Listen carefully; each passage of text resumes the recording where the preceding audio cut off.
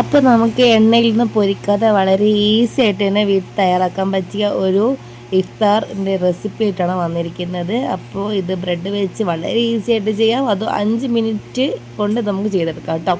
അപ്പോൾ ബ്രെഡ് വേണം, ഞാൻ ഇവിടെ വൈറ്റ് ബ്രെഡാണ് എടുത്തത്, നിങ്ങൾക്ക് വീറ്റ് ബ്രെഡ് വേണം എടുക്കാം. പിന്നെ ക്യാപ്സിക്കം, പിന്നെ സവാള, തക്കാളി ഒക്കെ എടുക്കാം കേട്ടോ. കുക്കുമ്പറുണ്ട്, അതും കൂടെ ചേർത്തോളൂ. അപ്പോൾ 4 മുട്ട എടുത്തിട്ടുണ്ട്. അതിലോട്ട് നമ്മൾ ഉപ്പും അതുപോലെ ചില്ലി ഫ്ലേക്സും ഇട്ട് നന്നായിട്ടൊന്ന് ബീറ്റ് ചെയ്ത് വെക്കുക.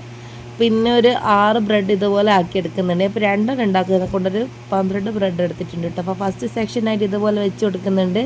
എന്നിട്ട് നമ്മൾ ഇതുപോലെ ചെറിയൊരു ഗ്യാപ്പ് വെക്കണം. അതിലോട്ടാണ് ഈ മുട്ടയുടെ മിക്സ് ചേർത്ത് കൊടുക്കുന്നത് കേട്ടോ.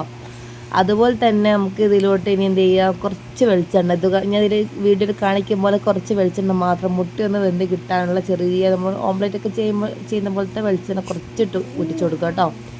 അത് ബട്ടറിലോ അല്ലെങ്കിൽ നെയ്യിലോ എങ്ങനെ വേണം ചെയ്തെടുക്കാം. പിന്നെ നമ്മുടെ അരിഞ്ഞ് വെച്ച ഇതെല്ലാം ചേർത്ത് കൊടുത്തതിന് ശേഷം ക്യാപ്സിക്കം ഭംഗിക്കും ടേസ്റ്റിനും കൂടെ വെച്ച് കൊടുക്കുന്നുണ്ട്.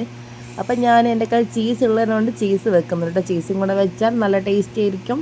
പിന്നെ നമ്മുടെ ടൊമാറ്റോ സോസ് കയ്യിലുണ്ടെങ്കിൽ അതും കൂടെ ചെയ്ത് കൊടുത്താൽ നല്ല അടിപൊളിയായിട്ടുള്ളൊരു റെസിപ്പിയാണിത്. നോമ്പ് തുറക്കുമ്പോൾ കുട്ടികൾക്കായാലും വലിയവർക്കായാലും ഇഷ്ടപ്പെടും, ഒന്ന് ട്രൈ ചെയ്ത് നോക്കാം. അപ്പോൾ രണ്ടാമത്തെ ഇതുപോലെ ചെയ്തെടുത്തിട്ടുണ്ട്. അപ്പോൾ സബ്സ്ക്രൈബ് ചെയ്യാതെ കാണുന്ന കൂട്ടുകാരുണ്ടെങ്കിൽ ഒന്ന് സബ്സ്ക്രൈബ് ചെയ്ത് സപ്പോർട്ട് ചെയ്യാം. അപ്പോൾ ഫ്രണ്ട്സിന് ഫാമിലിക്ക് ഷെയർ ചെയ്ത് കൊടുക്കാം. ഇതുപോലത്തെ ഈസി ആയിട്ടുള്ള റെസിപ്പി ആയിട്ട് വരാം. Thank you.